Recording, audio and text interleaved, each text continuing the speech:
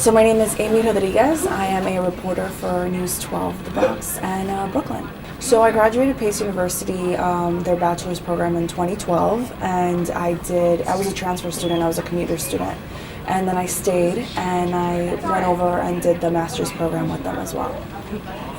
But the day in the life of a news reporter is kind of interesting. It's something different every single day. So typically I would come in and I would speak to an assignment desk editor who would point me in the right direction to what my story is and what my story entails, who my contacts will be, and then I would go right out the door, grab my equipment, and leave to my story. With us in News 12 is a little interesting and a little different because we're what we call reporters but multimedia journalists. So we do it all. You know, we shoot, we edit, we write our own stories, and we do our own interviews. So I do have to go grab my equipment before I go, and I do drive my own car with my equipment, go to the story, set up my own equipment and shoot my stories, videotape everything, ask my own interviews, and drive it all back on deadline and edit, write, and then you see the final product and you do everything in one day. One day, sometimes 3-4 hours, so a very fast-paced, moving, adrenaline pumped filled day. To be a news reporter, you have to always be in the know. So you have to watch all types of news all the time. You have to always be open to learning more, and not just learning about the communities, but learning about different cultures, and just always being open-minded with whatever you're going to be faced, because every single day is different. So I definitely just staying informed, and just obviously writing, editing skills are a must, and just photography. And nowadays with being a reporter, it's not just, being the pretty face in front of the camera. You have to be good behind the camera too, because more and more we're seeing that you're multifaceted, multi-faced reporters where you could do multiple jobs in one. All right, so typically I come in, my day starts, and I have to see what story I'm on, and today it looks like it's gonna be busy. I have two different stories to go to. So I'm just gonna grab those contacts so I can be right out the door. Okay, so this is our equipment room. Everyone has their own equipment. This is my assigned equipment. So before I head out, I just want to make sure that everything is working as it should, so I don't have any hiccups when I head out over there. And this is the cameras that we use. We used to have really big, bulky cameras, but we just changed over to this. So I'm just making sure the equipment is good. Everything is working properly, as it should, and it looks like it is. That will save me time, and I don't have to return in case there's any hiccups. So I'll just put everything away. Grab some extra batteries and head out the door.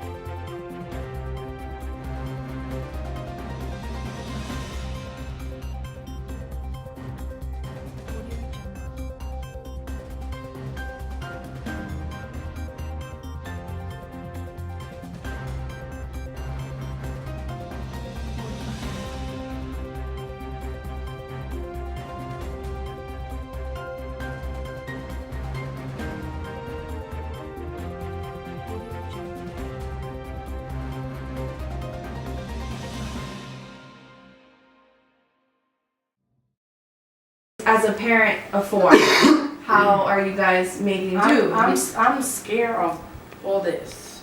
We just try not to let them go inside there because of the steam, because they suffer from asthma.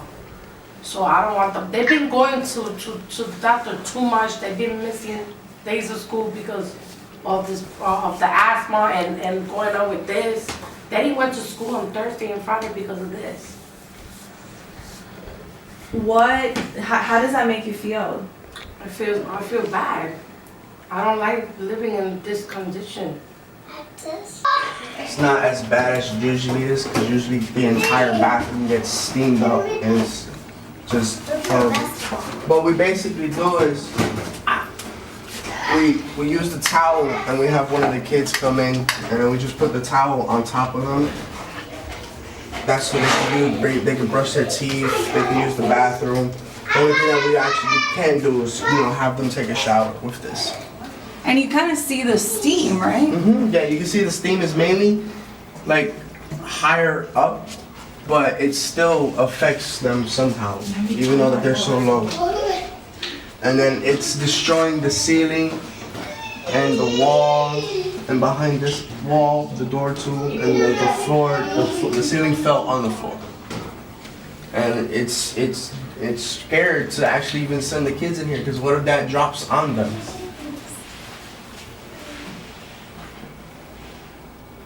And that's the ceiling dripping right now. Yeah, that's the ceiling dripping. And it's hot. Yeah, it's just very hot. It feels like basically acid falling on your skin.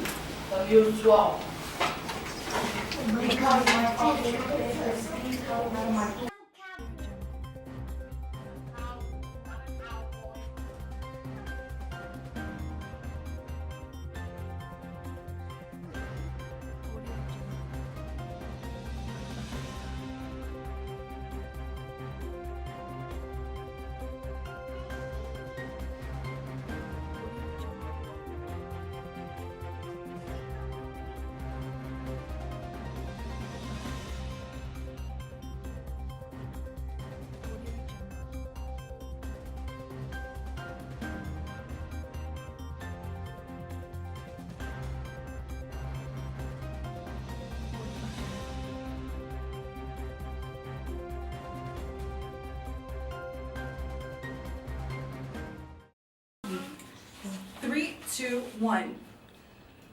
Yes, and this is currently what the Rivera family is going through. I'm currently using my coat, not because it's cold, but because the water dripping down is so hot, it can burn your skin.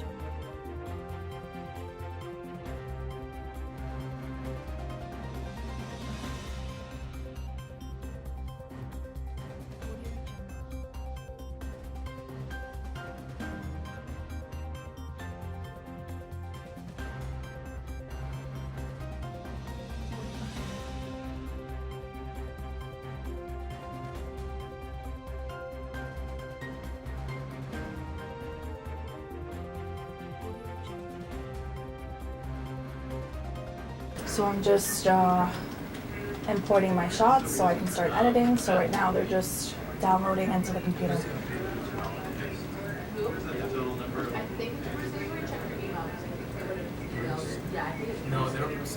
A little slower than usual, but it's all part of the stuff. Looking at the clock just to make sure that we meet deadline.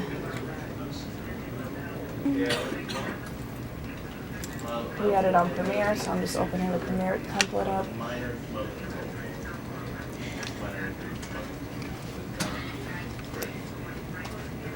As this started happening on Thursday, and the situation has gotten much worse since then. They say usable have fallen on deaf ears.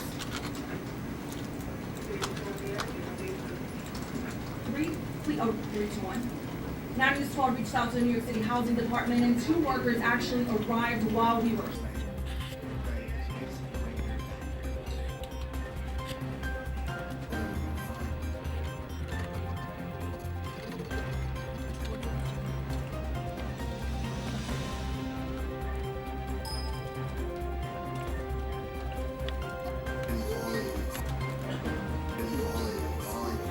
And it's like there's no type of So hot.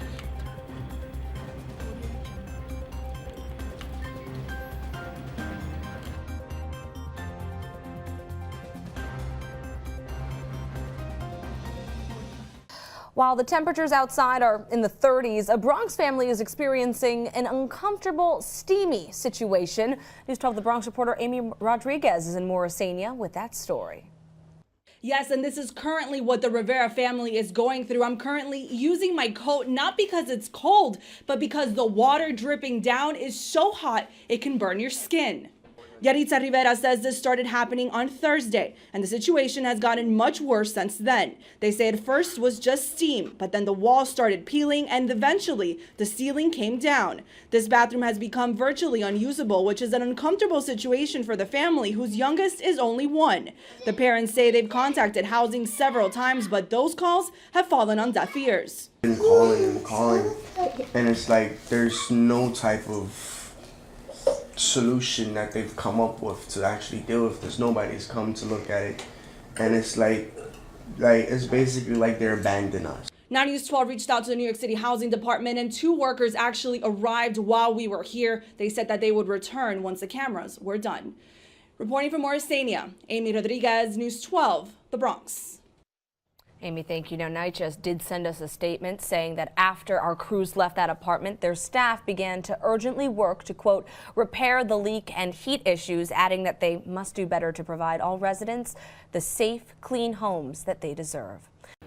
And that's a day in the life of a reporter here at News 12 The Bronx. You saw my entire journey from beginning to end, from getting the assignment to completing it. I hope you enjoyed.